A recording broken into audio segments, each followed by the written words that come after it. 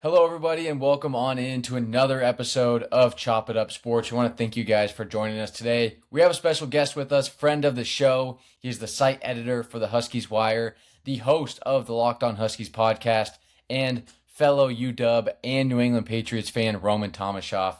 Roman, thanks for coming on, man. Carter, it's always a pleasure to be here. Thanks for having me. We got a fun show today. We're gonna talk New England Patriots going back to the Super Bowl, a place where they are very familiar. We'll talk Bill Belichick getting snubbed from the Hall of Fame, still in shock about how that happened. And then we'll wrap it up with a program that always keeps us on our toes in the Washington Huskies football program. Roman, we'll start with the Patriots, heading back to the bowl. Super excited about it, coming off an ugly win in Denver. I'm still in shock about it. I don't know if you are, but what are kind of your opening thoughts? One, about just heading back to the Super Bowl, but also the way that we got here. Oh, it's fantastic. Like this is unbelievable, right? If you and I sat here at the beginning of the season and said, hey, we're going to look back on this year and be like, yeah, the Patriots made the Super Bowl one way or another. I wouldn't have believed you.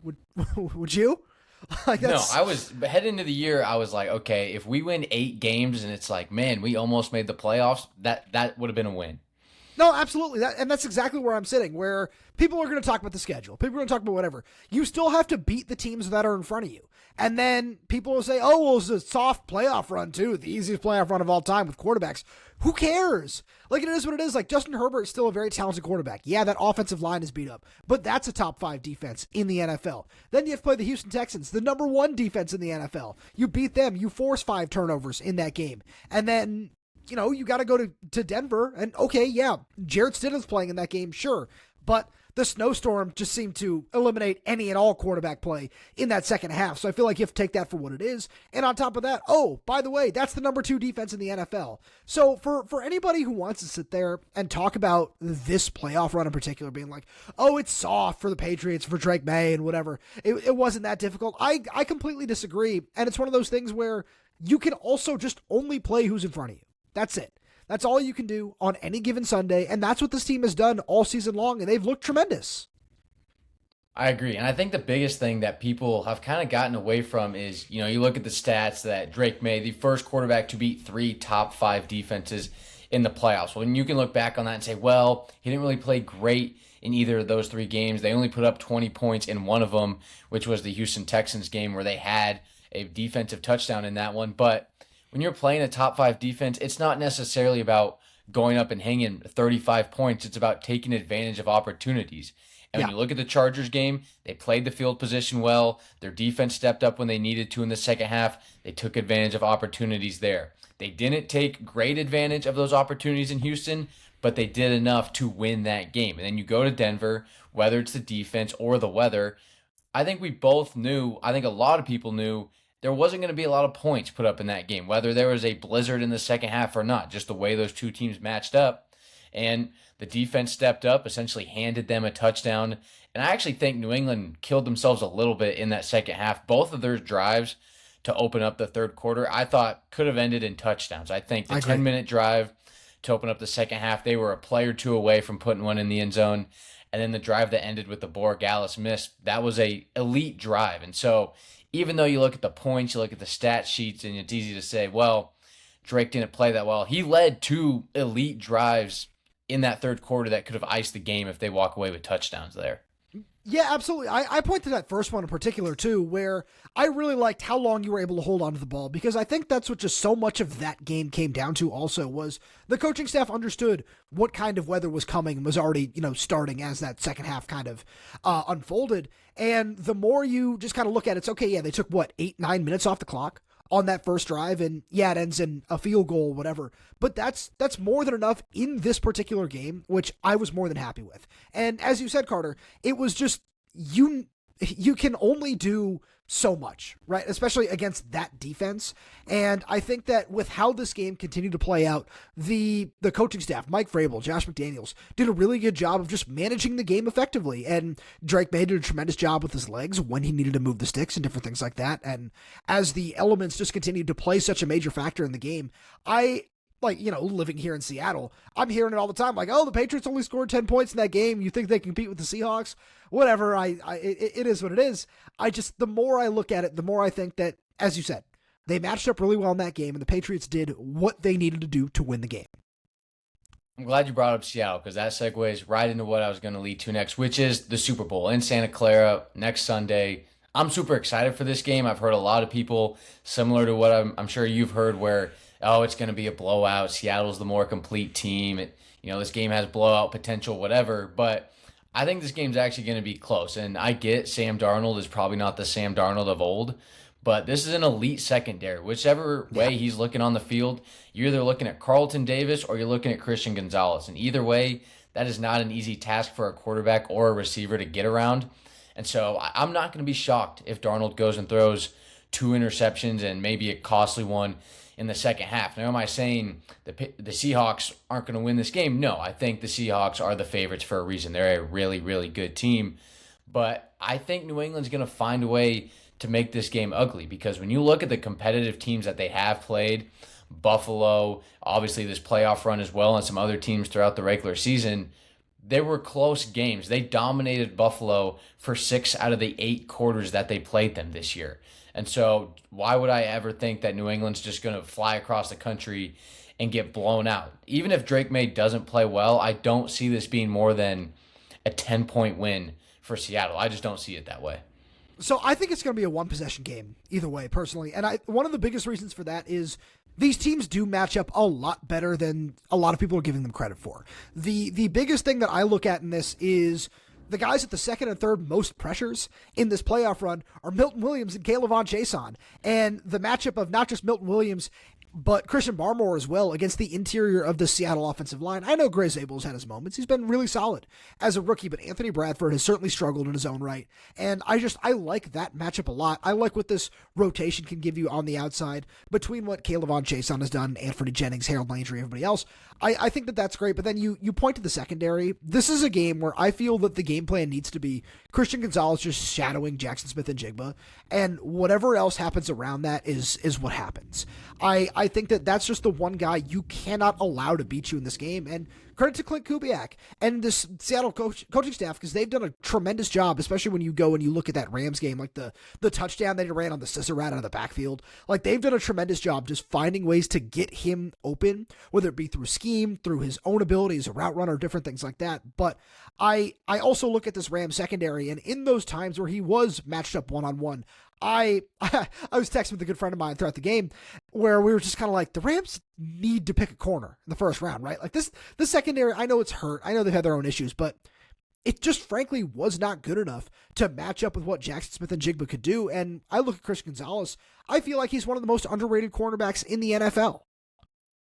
No, I completely agree. I think probably heading into the next year, you're going to see him on the same level as the Pat Surtains of the world because I think he is on that level. Like you look at the way he plays, the plays that he makes in crucial parts of the game, he's an elite corner. I would say top 5 corner in the league. He's definitely up there. And I think because, he's not going to show off, you're not going to hear him a lot in the media, that probably doesn't help his publicity. But when you just go and you just watch film play for play, he's up there with the best in the league. And so the next thing I wanted to ask you was, if you're the defensive coordinator for the Patriots and you're trying to figure out what you're going to do, you got Kenneth Walker in the backfield, no Charbonnet. Me personally, I'm bringing 5 or 6 pretty often. Not every play, obviously, but if I'm getting Darnold in 3rd and 7, 3rd and 9, I'm making him get the ball out quick because as good as he's been, I would rather say, okay, Sam Darnold made the plays. He found Cooper Kupp. He found A.J. Barner rather than, we let Jackson Smith-Njigba get wide open and Kenneth Walker ran for 95 yards on 3rd down. Like you can't let them get in a situation where their entire playbook's open. Defensively, what do you think the approach is here? Excuse me, sorry. I think the approach has to be first and foremost, just find a way to contain Kenneth Walker. And that's one thing that I will say I trust this coaching staff can absolutely do because we've seen that when they played some of the more elite backs this year where both matchups with James Cook, I feel like those were very beneficial for the Patriots. And you can go down the list of this rushing attack, that rushing attack. I absolutely agree with you. It's force Sam Darnold to find other ways to beat you. And to his credit, he has done that this season, whether it be against the Rams, against the 49ers, against the teams that they've played in this playoff run, or just some of the better teams they faced throughout the season. But I think that this is one of those games where we saw it in the NFC Championship, right? It was, okay, we are going to lean on our stars heavily because we feel like we can do that. And I think this is going to be a really fun chess match because I look at some of the guys that could define this game, and Kenneth Walker, in my opinion, if you're the Patriots defense, cannot be one of them because he's been tremendous throughout this playoff run. But again, the Patriots have done such a good job up front. I think one of the key players in this game is going to be Kyrie's Tonga, where I just look at, we highlighted the other two defensive tackles, right? In Christian Barmore and Milton Williams. But with a guy like Kyrie's Tonga, if he can just also control the point of attack, and if you want to send some of those big, heavier fronts to just try to force Sam Darnold into throwing the ball and just challenge him to make tight window throws and different things like that, he is one of those guys who is absolutely going to define how this game goes. I want to talk about the offense for a second here because it hasn't been great. I'll be the first to say that. There's been a lot of missed opportunities throughout this playoff run, and some of that's on Drake, some of it's not. Like, yes, these wide receivers are solid. Stephon Diggs, it's been really fun to see the way that he's playing, but Drake May's not throwing to Jackson Smith-Njigba. He's not throwing to a Cortland Sutton. He's throwing to Kayshon Boutte, who I like, but I think we can both agree not on that same level as some of these other receivers.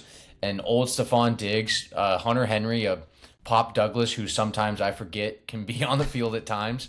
But I think Gerard Mayo forgot that too. Yeah, he definitely did. And so it's just with this offense, I'm not saying they don't have weapons, and I'm not making excuses for Drake. But what is going to have to change from what we've seen the last 3 games to now? Because honestly, the biggest thing that sticks out to me is you just have to get Drake going early. Get him a 5-yard completion. Get him out of the pocket to scramble for 4 or 5 yards. If they can just get as much as 1 first down on their opening drive of the Super Bowl, I would say that's a win because you have a second-year quarterback in the biggest game you could possibly play.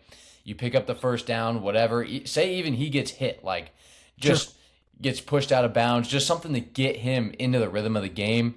The earlier you get that, the better off they're going to be. I think it's all going to come down to one thing, in my opinion. That's negating this pass rush, because if the Seahawks can get pressure with 4, this game is over. Like, that's the thing that I'm most curious about. And one guy who I feel like can be a really big factor in this, and I saw somebody highlighting this on Twitter a couple of days ago, and I think it's a really great point. Carter, do you remember watching the National Championship game last year and Travion Henderson getting established on a screen that he took to the house from 70 yards? Yeah. I want to see something like that in this game. I think that was a really fun point that I saw, because one of the best ways to negate a pass rush is just like you said, getting the ball out quick, doing different things like that. And when you have somebody who is so explosive out of the backfield in Travion Henderson, who can go to the house at any point in time, finding different ways to just get him the ball and get him in space is never a bad thing. And if the Seahawks are able to, swarm tackle like they've done a tremendous job of, Ernest Jones has been awesome all season long. If they're able, Nick Emanwari too, my God, he's been tremendous. But I think that is one of the things that I would look at trying to find a way to do in this game, because if you can keep this pass rush out of a rhythm, I really do believe that you are going to find a way to, do exactly what you want, which is get into rhythm. I hate using that word back to back, but I feel like it's the only one that fits here. Yeah, no, I agree. And especially when you look at the Seattle secondary, like, yes, you can make plays against them, but they are very opportunistic. They fly around, whether it's Reek Woolen, whether it's Emanwari, who you brought up, Witherspoon as well. Like, there's a number of guys back there that if Drake's getting hit and he's just throwing prayer balls 15 yards down the field, they're going to get picked off. And so the last thing you want is Drake to be worrying about guys in his face and then also having just no one open down the field. So you got to find a way to balance that out. How worried are you about Will Campbell? Because he hasn't been great in the playoffs, but also he's probably faced 3, certainly Pro Bowlers, and probably a couple of future Hall of Famers in the mix. Oh yeah, I would say that looking back on his last matchup with Nick Bonito, I thought he was really solid. We certainly saw that he was more comfortable, and I think it's one of the things where we just have to keep in mind that he's not fully healthy. And getting him back from the injury in time for the playoffs was great, and he's just got, I think it's a little bit unfair for anyone who wants to sit here and just heavily criticize him, because, like you said, you're facing a couple not even just Pro Bowlers, all pros, Hall of Fame, all those kinds of guys for sure, where you look at the matchup they had against Houston in particular, people are saying, oh man, like, I'm concerned about this, I'm concerned about that, for sure. And I think that especially Leonard Williams, is somebody who I'm really worried about in this contest. But I just feel like if you can find ways to help him out a little bit, if it's putting a tight end on that side to chip whoever's going to line up across from him, all those different things, there are several different ways that you can help him out. But I also look at somebody in Nick Bonito who I think was primed to take advantage of what Will Campbell's weaknesses have been over these last couple of weeks. And the fact that he didn't do that makes me feel much better going into this game than I did going into the AFC Championship. Final question here regarding the Super Bowl. Score prediction and why? You know, you know me. I can't give an actual game prediction. I respect the way that you asked this question. Give me 21-17 for just whoever is going to win this game. You know who we both feel can win this game. And again, see how I'm phrasing these things. But I would go with that because both these defenses are awesome. I think that is first and foremost the most important part of this. And with it being the first Super Bowl for both of these quarterbacks, I feel like there is going to be a moment where there is a big play in this game. And I don't necessarily know if that's going to be offensive. And I think that's the biggest thing for me personally is, can the Patriots special teams step up and contain Rashid Shaheed?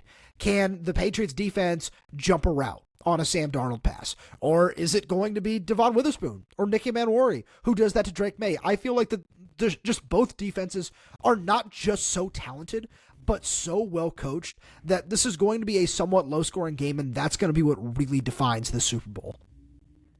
Yeah, that 21-17 is basically what I've been telling people for now a week. I think the 21-17, the 24-14 range, somewhere in there I think is what we're going to see. And listen, if it's Seattle, then I think the storyline is the defense got to Drake, the secondary made a lot of plays, and, the defense kept it in it for New England. But in the second half, Seattle makes a play there, a big run there, whatever it might be. But if it's New England that gets the win here, it's probably an ugly game. It's probably a New England wasn't that good kind of game because of the fact that it was ugly. And the uglier the game, I think the better for the Patriots because they have the two-headed monster in the backfield between Travion Henderson and Ramondre Stevenson. And I think those guys, one of the better 1-2 punches we've seen in the NFL. I think Stevenson, especially the second half of the season, he's been pretty good. The fumbles have went away. He's been great just running in between the tackles. And then we know the speed Henderson has on the outside. And then defensively, like you said, being opportunistic. If a ball is in the air and it's deflected, you got to find a way to come up with that. And I get Sam Darnold is not the Sam Darnold of old, like I talked about earlier. But part of me is also like, I'll believe it when I see it. When he gets into the Super Bowl and it's fair. The fourth quarter and it's a close game and he can make plays. If he can take them 8-minute drive and take them 80 yards down the field and score a touchdown, ice the game, you tip the cap. But he's 0-4 against New England. It wasn't that long ago that we saw him playing badly in big games. I mean, literally last season in Minnesota, they were battling for the 1 seed with a couple weeks left in the season, ended up losing in a miserable fashion in the wild card game. So I get it. They beat the Rams. And like I said, I'm not discrediting Seattle. I think they're a really good team. But in games like this with inexperienced quarterbacks and just young teams, games can tend to get sloppy. And if it's sloppy, I think that favors the Pats. So I couldn't agree with you more there. Sorry, I had a question for you because I wanted to take a Lockdown Huskies tradition and put you on the spot here. Do you have a bold prediction for this game? Ooh, a bold prediction. I went on my radio show yesterday, talked about it a little bit. There is a prop bet out there that Drake May's first rush will be over under 7.5 yards. Ooh. And I'm taking the over. I like that. So I guess my bold prediction would just be like Drake May big time run. Second half, similar to what we saw in Denver, maybe a little bit bigger where it's a 3rd and 10, 3rd and 11. He runs over Nick Eamon-Warry somehow. I think my whole apartment building would hear me just react to that if that were to happen.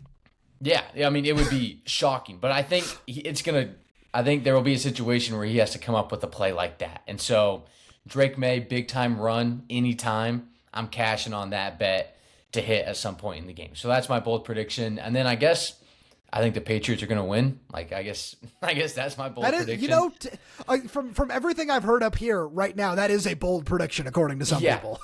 Yeah, shocker. People in Seattle don't think the Patriots are going to win. But yeah, I mean, I like New England in this game, and I just think when you look at the last couple games, Drake's legs have been what's been working for him. It's been giving him confidence. And as a quarterback, if you can't find anyone downfield and you have the ability to run, then I think your legs can come up big for him. And I think it's going to happen in the Super Bowl. So let's get into the Hall of Fame for a little bit. This is shocking. Wasn't expecting to talk about this just a few days ago, Roman, when we talked. But since then, it was announced Bill Belichick not getting into the Hall of Fame, snubbed. Robert Kraft was on this ballot as well, along with 3 senior players. I've listened to some podcasts. I've heard some reasonings of why it maybe didn't happen and why Bill didn't get in. The reality is I don't care. I don't care what the reason was. He's an 8-time Super Bowl champion. He's the greatest head coach of all time. I get trying to, preserve some of the older guys and keep their legacy going and try and find a way to get them in. But he's an 8-time Super Bowl champion, man. I mean, what are we doing? No, absolutely. Like this is one of the things where, as a baseball fan, I get into this discussion a lot. Like there's this whole thing with the baseball writers who, oh yeah, we want to keep the sanctity of unanimous first ballot Hall of Famer. Like I couldn't vote for Ichiro or Ken Griffey, which is just the dumbest thing in the world. And I think that this is somehow stupider than that because, as you said, he has all of the credentials that anyone would want to not just be a first ballot Hall of Famer, but to be a unanimous selection for the Hall of Fame. And the fact that, the rumor is that Bill Polian went around and wanted to punish him for Spygate or for whatever, that is so just absolutely ridiculous. And there is no world where, even if you want to take that out, right? You say, oh, okay, yeah, sure. That one season, this was something that was going on. It was going on across the league, but whatever. We're going to point at this team because this was the good story, and this is how some people believe they rose into power. No, that's just stupid. There is no reason. You can look at any single credential, any single list that you want for, this Hall of Fame coach has this many wins and had like this winning percentage and this was how good his defenses were traditionally, whatever. Bill Belichick is on all of those lists. And I cannot believe this. Like there's a point where he has certainly soured his reputation over the last, 12, 24 months since him and the Patriots parted ways. And like there's a part of me that's kind of like, oh, it is what it is. But from a football perspective alone, this is unbelievably insane. Yeah, I don't understand. When I saw the news, I was in shock. I was like, how do you let this happen? And then since then, I listened to multiple podcasts, read multiple articles. The Ryan Russillo show, which I would highly recommend for those who haven't listened. He sat down with a voter from the Hall of Fame committee. And essentially what happens is, there's 50 guys and you need 40 votes from 50 of those voters. Well, each voter picks 3 out of the final 5 guys. So it was Belichick, it was Kraft, it was Ken Anderson, Roger Craig, and there's another name on there that I'm not remembering right now. But essentially you pick 3 out of those 5. And I get that those older guys, if they don't get voted into the Hall of Fame this year, you probably don't see them on another ballot. And yes, that sucks. And yes, there's probably rules you can change to avoid situations like that. But this isn't a feel-good story. The Hall of Fame isn't the warm and fuzzy club. It's the Pro Football Hall of Fame. Yep. And so for the best coach to not get in, for whatever reason, I get it. Actually, I don't get it. If you want to point to Spygate or Deflategate or whatever, I'm sure people in there that are salty have their reasons. But if a guy like Bill Belichick can't get in on the first ballot, I don't want to see a Sean Payton, a Mike Tomlin, a Harbaugh, Coughlin. I don't want to see any of those guys at any point. Because unless the Chargers go and win 12 Super Bowls in a row with Jim Harbaugh, or Tomlin comes back somehow and wins 7 more Super Bowls, I don't want to see these guys anywhere near the list. Like, no other coach should even come up on a ballot until Bill Belichick comes back and gets into the Hall of Fame. And if I'm Bill and I get voted in next year, which everyone's saying is like a guaranteed thing, I'm not going. I'm not going to Canton. Absolutely not. I don't think Jordan Hudson would let him go either way at this point in time. But I couldn't agree with you more. It's ridiculous. Where I'm glad you bring up like Sean Payton in particular, because he's someone where, if you go and you look at the credentials and you look what he did throughout his time with the Saints, obviously there are other scandals at play there, which I would argue are worse than what Bill Belichick did as well. He's going to get in at some point in time, and he's probably going to be a first ballot Hall of Famer. And there are a bunch of other guys who I'm glad you listed off the names that you did, because I feel like you can also just kind of look around the sport at some of these young rising names too. It's like, oh, Sean McVay, that's a guy who, continues on this trajectory. He's certainly going to get in at some point in time. There should never be a first ballot Hall of Fame coach again if Bill Belichick's not going to be one, quite frankly.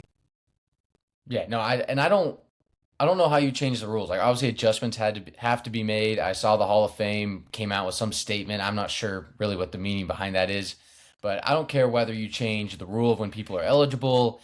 If you have like a coaches contributor only ballot that's separate to the players, that way we're not, kind of crossing over between a contributor stepping over a bid from a player or vice versa.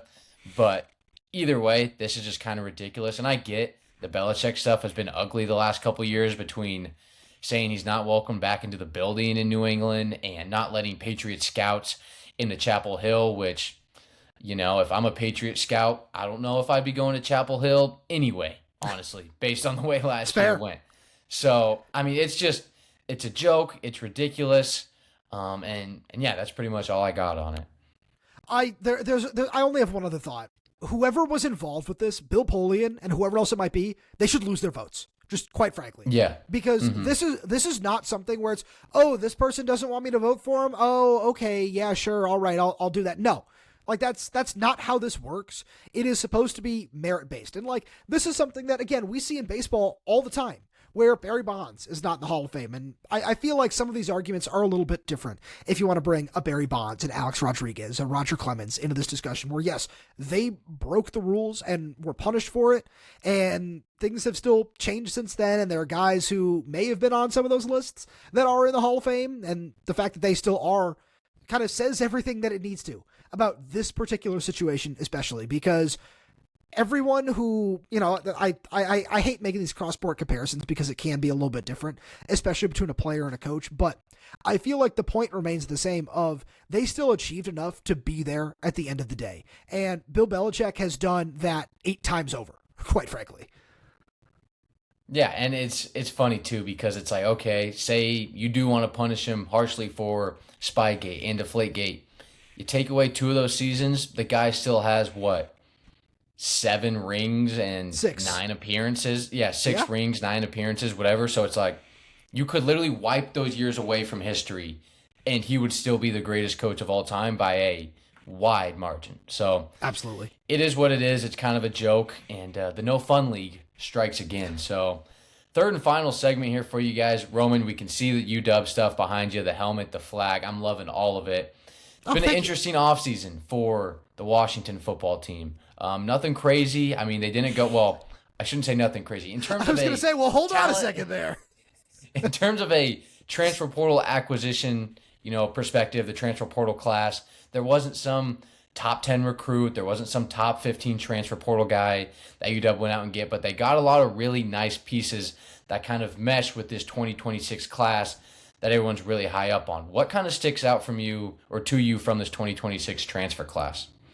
I think it addressed a lot of needs, because it's very clear that Jed Fish wants to lean very heavily on his freshmen and on some of these younger guys and all the guys that he's also bringing back, where they re-signed 60, 61 players somewhere in that boat. And I look at just the things that you needed to do. You did that. You needed to go get an offensive lineman who could compete for the starting job at left tackle with 5-star Cody Green. You did that. I still think you need to do more along the defensive line, but you went out and you got 4 guys who can all certainly contribute at a high level in Deshaun Watts, Darren Conley, Kai McClendon, and Logan George. And I really like that. There's still 2 or 3 more additions that we'll probably see at some point. I feel like all those are going to be reserved for defensive linemen. But I look at all that and I say, okay, those fill a need. One guy who I'm really excited about, and I think fills a need at a very high level, is cornerback Emmanuel Carnley.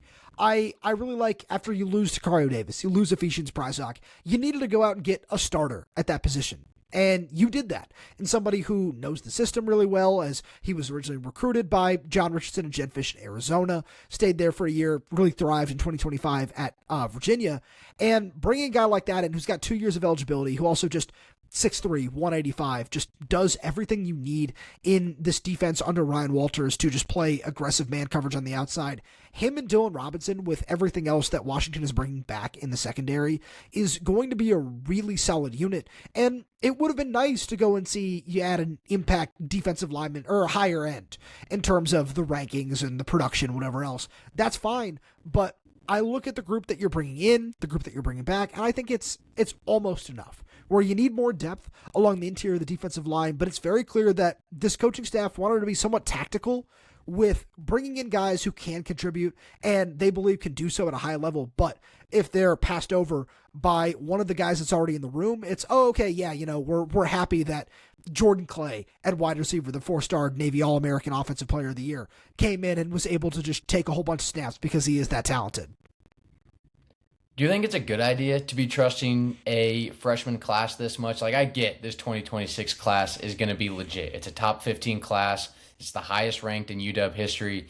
But at the same time, you're in the Big Ten, where you just had a team from your conference full of 22, 23, 24-year-olds go win a national championship. And if that's the goal, and if that's the expectation within the fan base and the program, then, how trusting can we be of a team that is going to be full of a lot of very, very talented, but also very young players? So I think the answer is yes and no. Is it a good idea? Because on the no side of things, it's, yeah, if you want to take a big step forward in year 3, why are you going to put all these 17, 18-year-olds who haven't played any college football out there in significant roles? I think that that's really fair, but that's also why I talk about this transfer portal class the way that I do, where it's, oh, okay, yeah, for sure. If Cody Green is not ready to start day 1 at left tackle, that's okay. Colt Dietrich is a top 100 transfer, according to 247, who can step in at that position and certainly give you a more than adequate stand-in until Cody Green is ready. And you can still find a way to work that kid in along the offensive line.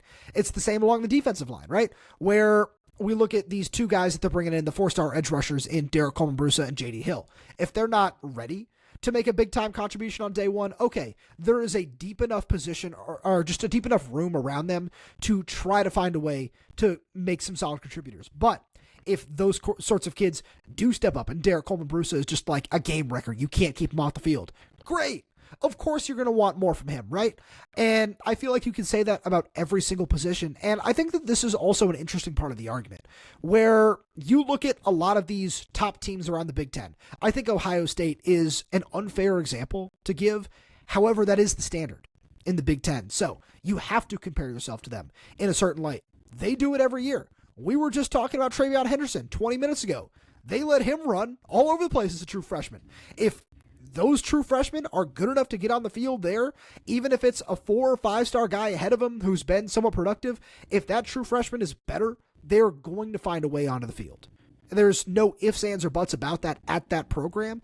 And I think that that's what I like about the way Jedd Fisch is running things, is he's just not afraid to do that, where, look at John Mills this past season. You could have just said, hey, let's let that guy take a back seat for a little while, and, we'll go with Paki Fee now, who's a little bit older, got a little bit more experience, because, we just don't want to play a true freshman. We don't want to do that. That's fine. No, you find a way to work that guy onto the field, and if they are the best player, they are going to play. And I think that's great. I want to ask you about this schedule that just came out the other day. 2026 schedule released, I think it was Tuesday, I believe. You said it was favorable. I was a little bit more cautious just because of the way this team has been the last couple of years. There's some losses. There's just some things that scare me. For example, Fish's first year, they didn't win a road game. Last year, you go to Wisconsin against a terrible team, and you lose that one when you had some playoff hopes still alive at that point. They avoid some scary environments. They're not going to the Shoe. They're not going to the Big House. They're not going to Indiana. They'll host the Hoosiers in November. So you like this schedule. I'm curious what you like so much about it. I think it's just a lot of it is some of the games you get at home.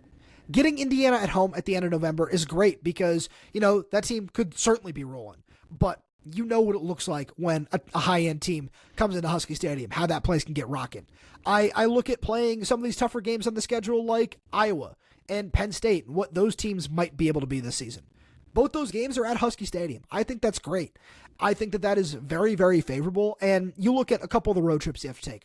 Purdue and Michigan State are the two farthest trips you have to make, but I think that there are just major questions with those teams, and there's going to be some major opportunities to pull off victories there.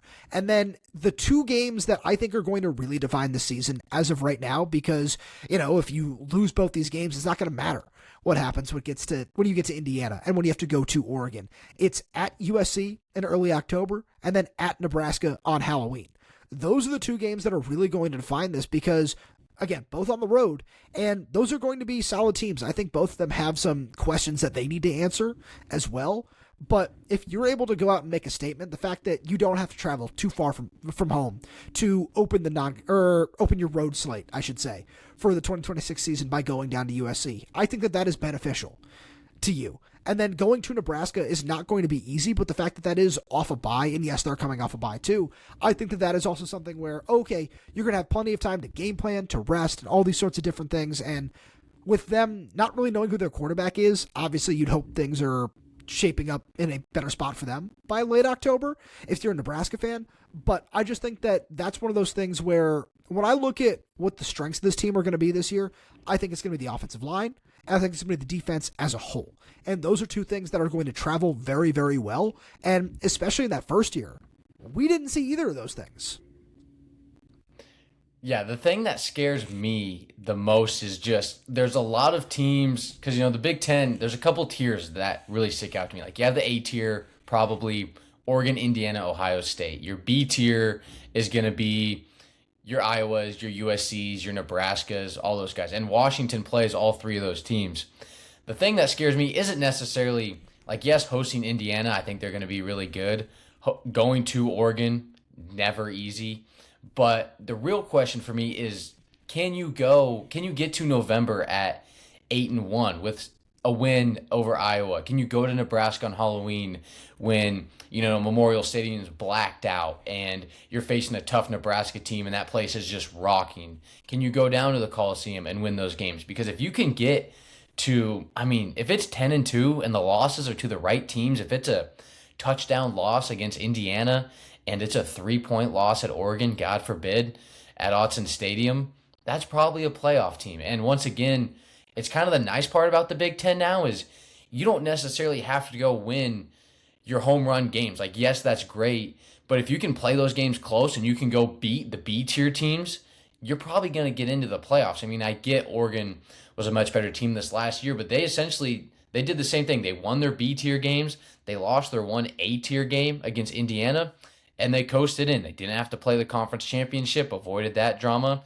And so I think, this Husky team, they just have to do something similar. Go down to USC, play them tough, take care of business.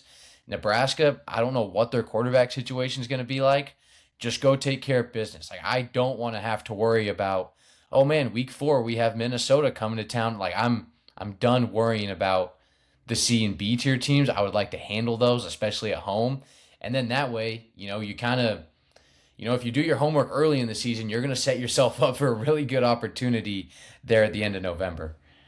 I couldn't agree with you more. That's the biggest thing for me is because I think that Washington should be able to fit in with those B tier teams, but I don't think that they're recognized as that just yet because of just how everything went once Jedd Fisch arrived, and obviously the fact that coincided with the move to the Big Ten just kind of made things a little bit harder to just establish yourself in any way, shape, or form.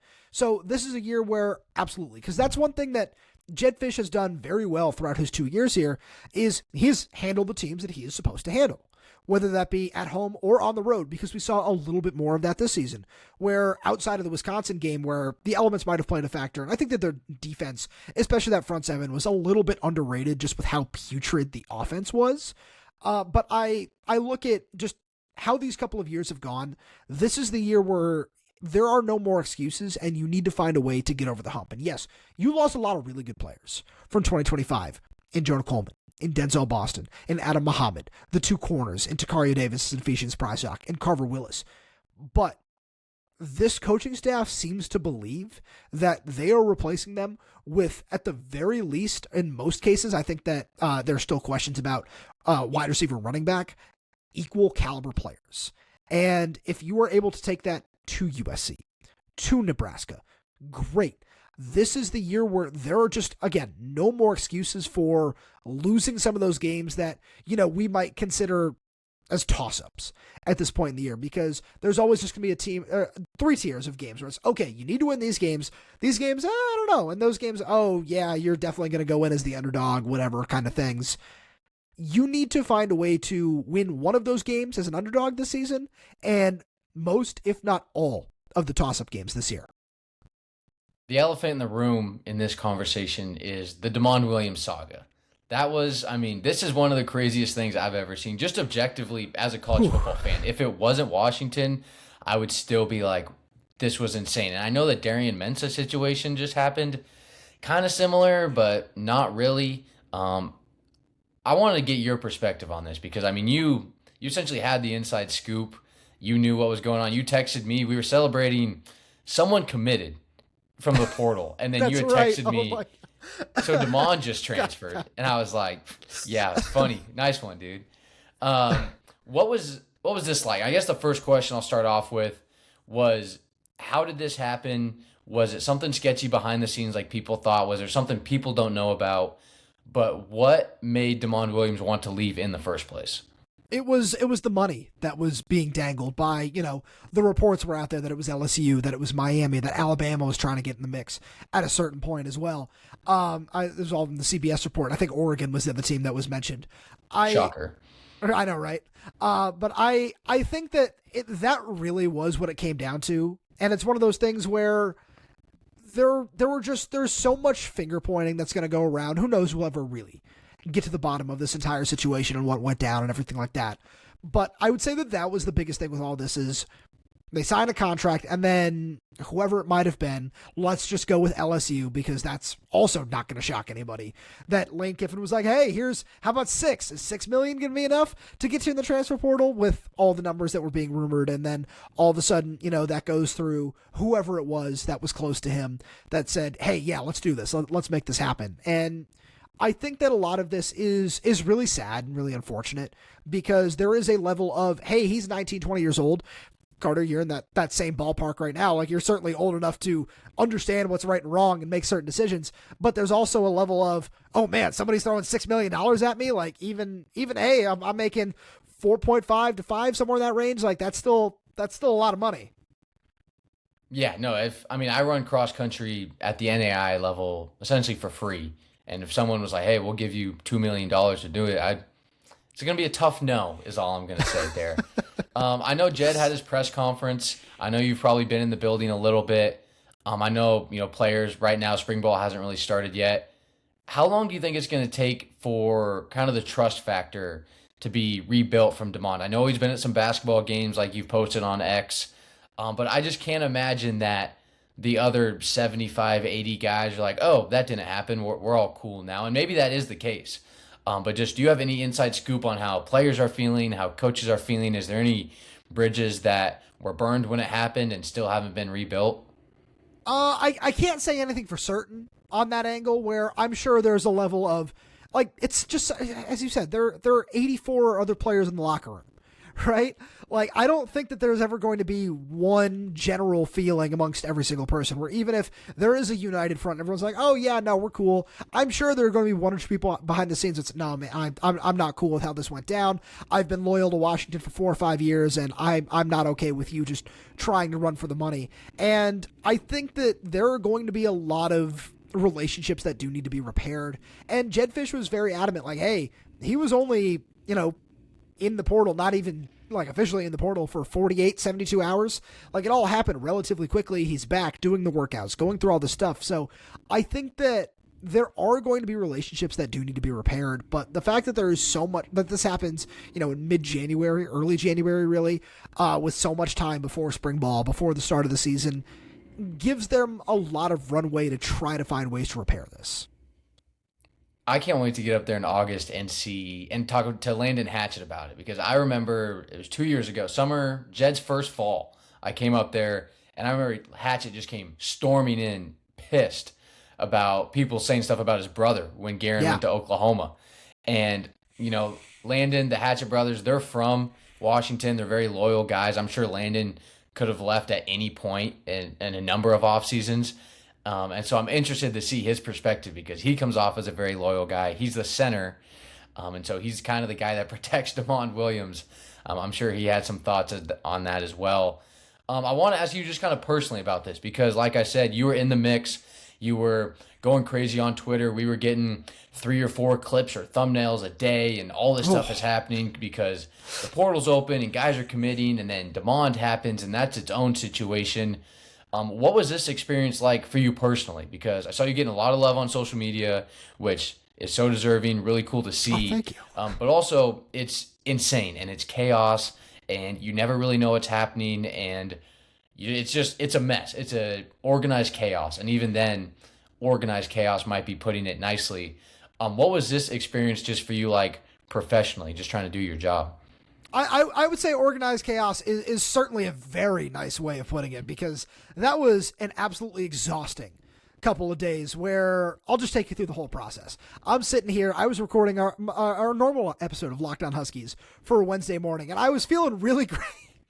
I think that I caused all this, to be completely honest with you, because I was sitting here and I was like, oh man, I just recorded 20 minutes with our good buddy Nick Arvin of Locked On Boilermakers to talk basketball. I was like, all right, the transfer portal stuff is starting to wind down. I kind of have an idea of who's going to be some of the targets, what's going on.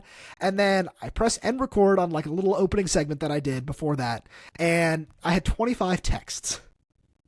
And I open our Locked On Big Ten chat and people were like, Roman, are you okay? I was like, what? What's going on here? And I go on Twitter, I see the note, and then of course there's the timing as it overlapped with the celebration of life for women's soccer player Mia Hammett, who passed away after her battle with cancer, which just made everything just so much worse. And it was the most unique experience that I've ever had. And I spent 3 weeks going from the Sugar Bowl to the national championship and like spending a whole bunch of time in the South doing all that, which was amazing. And I loved every second of it. But this was just, I have never seen anything like this because there are so many simple answers to like, hey man, you could have avoided all this if you just didn't sign the deal and so on and so forth, right? If you really wanted to transfer, all that kind of stuff that goes along with this. But I've never seen anything like this because it just very quickly turned into, oh man, like I remember having to stay up till like 12:31 in the morning that night after it happened because I'm like sitting there researching, like trying to talk to people and be like, all right, who's going to be the quarterback? What's going on here now? And then of course, 12 hours later, I wake up and hey, Bo Pabula's on campus. Like he's visiting. It's like, oh, all right. Now here's a whole extra twist into what's going on here. And there were other names that I heard about where I know he entered the portal and has since transferred to LSU, I believe. Hassan Longstreet. That was a dude who I had heard a lot of things about potentially coming up on a visit, the former 5-star quarterback. And by the time he officially entered the portal, Demond was back at Washington. And I think that, to be honest, like it was really cool to cover all of this. And it was awesome to, have our good buddy Jake Butt come on the podcast and talk about just the NCAA and how we got to this point with him and all this sort of other stuff. It was all amazing and it was all great. And I'm so lucky to be able to be in this position. And it was just something where those are the kinds of days that remind you how fun and insane this job can be at the exact same time. Because man, I don't know if we're ever going to see anything like that again. Yeah, it's one of the craziest things I've ever seen. Final question I have before we get out of here. How do we know, if we know, that Demond isn't going to get out next year? Because this, to me personally, and I'm sure some people feel the same way, it was like, I think Demond's a good guy. From what I've seen, I truly think, his whole fiasco, yes, some of it's on him because it was his decision to hit the portal, but also you're a 19-year-old getting bad advice, and that happens sometimes. How do we know that next year he's not going to hit the portal? Because this year, obviously, you have the drama, you have the Mia Hammett situation, like you said, and it was a lot of just kind of sketchiness behind the scenes and how it happened. Whereas next year, the season can end and he can hit the portal the right way, no problems at all, and go make $7 million wherever we want. Did he get like scared out of going to the portal, or is there still at the end of next year going to be a feeling where it's like, we should probably keep an eye on this guy?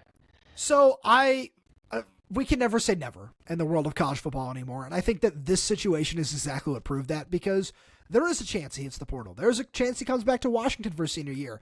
I personally am of the mind right now that after this situation transpired the way that it did, that the most logical option for him is going to be, especially if he's able to have the season that Jed Fish has been touting that he's going to have since he came to Washington of, oh, he's going to be a Heisman finalist, he's going to do this, he's going to do that, that he's going to try to go to the NFL draft. Because I firmly believe that there are going to be a lot of teams out there that are going to, if he does want to come back for senior year but play somewhere else, they're going to remember this situation and be like, oh, I don't know if that's something we want to get involved in. And whether that's fair or not, I think that is going to be the reality of the situation. Well, guys, that is going to do it for today's show. Roman, once again, always a pleasure, man. Thanks for coming on. Let our listeners know where they can kind of check out all your stuff at. Yeah, Carter, thanks. It's just always so much fun to be able to come on here and chat. I appreciate you setting this up. Yeah, absolutely. Follow me on our forms of social media at rtomashoff34. All the written work is over at uwhuskieswire.usatoday.com. And then follow us, our social media page as well for Locked On Huskies, where Carter does a tremendous job of helping me keep up with those, especially Instagram and TikTok, where you absolutely kill it. We're also on all podcast platforms, YouTube, Spotify, Apple Music, everywhere. Locked On Huskies. Feel free to go check it all out. I appreciate it, man. Guys, that is going to do it for today's episode of Chop It Up. We're going to have 2 episodes coming out with two of you guys this week. Hunter and I will be doing one here in a little bit this weekend. We're going to preview the Super Bowl and all that good stuff. Once again, I'm Carter Stedman. That's Roman Tomashoff. You guys have a good day.